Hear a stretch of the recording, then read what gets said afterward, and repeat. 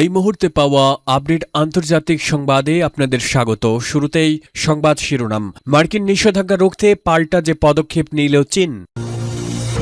এরপরে পরমাণু আলোচনার আগেই হরমুজ প্রণালী খুলে দিতে চায় ইরান।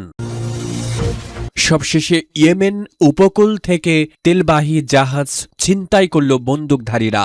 শুনছিলেন সংবাদ শিরোনাম, এবারে বিস্তারিত। পরমাণু আলোচনার আগেই হরমুজ প্রণালী খুলে দিতে চায় ইরান। ইরানের এক উচ্চ পদস্থ কর্মকর্তা দেশটির পক্ষ থেকে দেওয়া এক নতুন কূটনৈতিক প্রস্তাবের সত্যতা নিশ্চিত করেছেন। তেহরান পরমাণু কর্মসূচি সংক্রান্ত জটিল আলোচনাগুলো আপাতত স্থগিত রেখে এর আগেই হরমুজ প্রণালী দিয়ে জাহাজ চলাচল স্বাভাবিক করতে এবং ইরানের ওপর মার্কিন অবরোধের অবসান ঘটাতে চায়, খবর রয়টার্সের। যদিও মার্কিন প্রেসিডেন্ট ডোনাল্ড ট্রাম্প এখনো পর্যন্ত এই প্রস্তাবটি প্রত্যাখ্যান করেছেন, তবে ইরান মনে করছে এই পদক্ষেপের মাধ্যমে দুই দেশের মধ্যে চলমান সংকট নিরসনে পথ অনেকটাই সহজ হতে পারে। নাম প্রকাশ না করার শর্তে ইরানের ওই শীর্ষ কর্মকর্তা জানান, গোপন এই কূটনৈতিক প্রস্তাবের আওতায় সবচেয়ে জটিল পরমাণু আলোচনাগুলোকে একদম শেষ ধাপে নিয়ে যাওয়ার কথা বলা হয়েছে। এর মূল উদ্দেশ্য হল শুরুতেই উত্তেজনা কমিয়ে একটি অনুকূল ও শান্তিপূর্ণ পরিবেশ তৈরি করা। মধ্যস্থতাকারীদের মাধ্যমে এই আনুষ্ঠানিক প্রস্তাব এবং নতুন সময়সীমার বিষয়টি এরই মধ্যে যুক্তরাষ্ট্রের কাছে পৌঁছে দেওয়া হয়েছে। প্রস্তাবটির মূল রূপরেখা অনুযায়ী মার্কিন যুক্তরাষ্ট্র এবং ইসরায়েল ভবিষ্যতে আর কখনো ইরানে হামলা চালাবে না।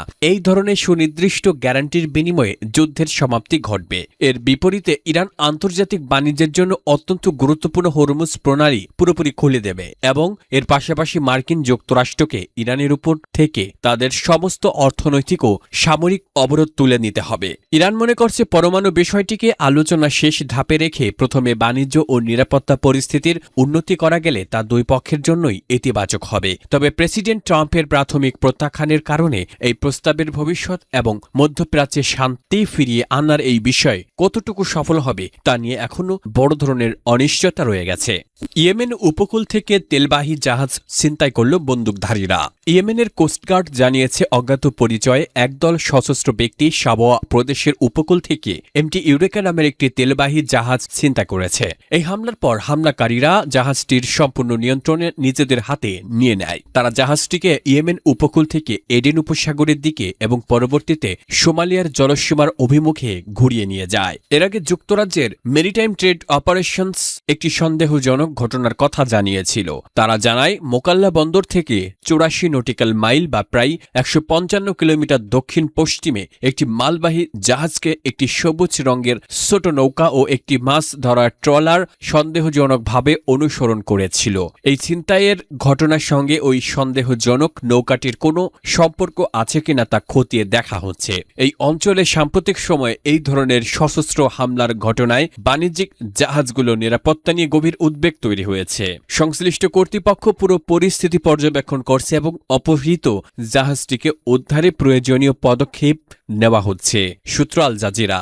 মার্কিন নিষেধাজ্ঞা রুখতে পাল্টা যে পদক্ষেপ নিল চীন। মার্কিন যুক্তরাষ্ট্র সম্প্রতি ইরানের তেল বাণিজ্যের সঙ্গে জড়িত থাকার অভিযোগে চীনের 5টি বড় কোম্পানির উপর কঠোর অর্থনৈতিক নিষেধাজ্ঞা আরোপ করেছে। এই ঘটনার পর ওয়াশিংটনের বিরুদ্ধে কড়া প্রতিক্রিয়া জানিয়ে বেইজিং তাদের অভ্যন্তরীণ বিষয়ে দীর্ঘমেয়াদী অনধিকার হস্তক্ষেপ বা বেআইনি এখতিয়ার খাটানোর অভিযোগ তুলেছে।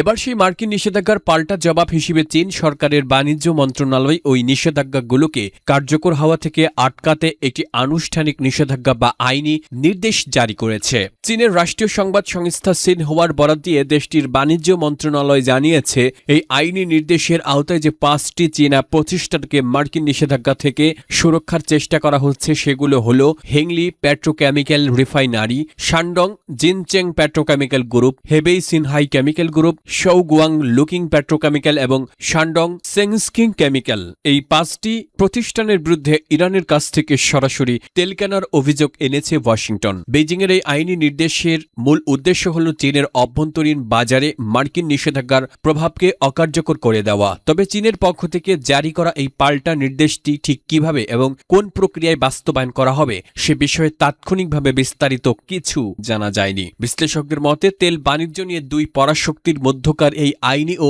অর্থনৈতিক লড়াই বিশ্ব বাজারে নতুন করে উত্তেজনা সৃষ্টি করতে পারে। সূত্র আল জাজিরা।